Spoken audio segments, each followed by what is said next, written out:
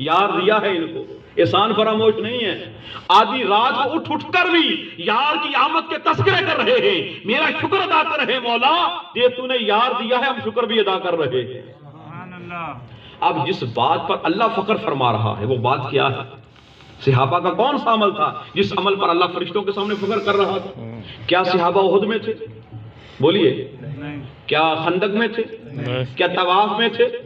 کیا نماز میں تھے؟ کیا جہاد میں تھے؟ میں تو کہوں گا وہ محفل میلاد میں تھے۔ حضور کی آمد کا ذکر کر رہے تھے نا، حضور کی آمد کو فضل سمجھ کے اللہ کا شکر ادا کر رہے تھے۔ تو صحابہ کہتے ہیں لوگوں ہمارا عقیدہ دیکھو، ہم نمازیں بھی پڑھتے ہیں، ہم جہاد بھی کرتے ہیں، ہم طواف بھی کرتے ہیں، ہم نماز بھی پڑھتے ہیں، اور وقت نکال کر محبوب کو یاد بھی کرتے ہیں۔ تو آج 14 صدیوں کے بعد اللہ نے یہ ستھرا سینہ ہمیں بھی عطا فرمایا ہے۔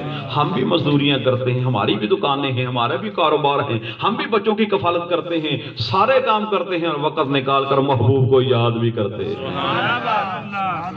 ایک آخری بات جو اعتراض ہوتا ہے کہ صحابہ نے میلاد منائے، اس اعتبار سے امام ذہبی نے یہ مسئلہ بڑے خوبصورت طریقے سے حل فرما دیا۔ امام ذہبی فرماتے ہیں کہ امام احمد بن حنبل سے کسی نے پوچھا کیا سرکار کی قبر انور پر ہاتھ پھیر سکتے ہیں؟ اب بات دیکھو، امام احمد بن حنبل کون ہے؟ یہ امام بخاری کے بھی استادوں میں سے سبحان اللہ۔ تو یہ اس وقت کی بات ہوگی جب سرکار کے روزے پر آنا جانا آسان ہوگا، کوئی پابندی نہیں ہوگی۔ تو کہا سرکار کی قبر انور پر ہاتھ پھیر سکتے ہیں؟ تو امام احمد بن حنبل نے فرمایا ہاں بلا شبہ ہاتھ پھیر سکتے ہیں۔ اب امام ذہبی خود ہی ایک سوال پر اعتراض اٹھاتے، اس کا جواب خود ہی ارشاد فرماتے، ہمارا مسئلہ بھی حل کر دیا انہوں نے فرمایا کہ اگر کوئی نادان بیوقوف یہ کہے کیا صحابہ نے ہاتھ پھیرا تھا، اگر کوئی بیوقوف یہ کہے کیا نبی کی قبر انور پر صحابہ نے ہاتھ پھیرا تھا، اس بے ایمان کو یہ کہو صحابہ کو ہم ایک پلڑے میں نہ تولو، ہمیں اور صحابہ کو ایک پلڑے میں نہ تولو۔ بات یہ ہے کہ جس طرح کا زمانہ انہوں نے پایا ہے وہ زمانہ ہم نے نہیں پایا۔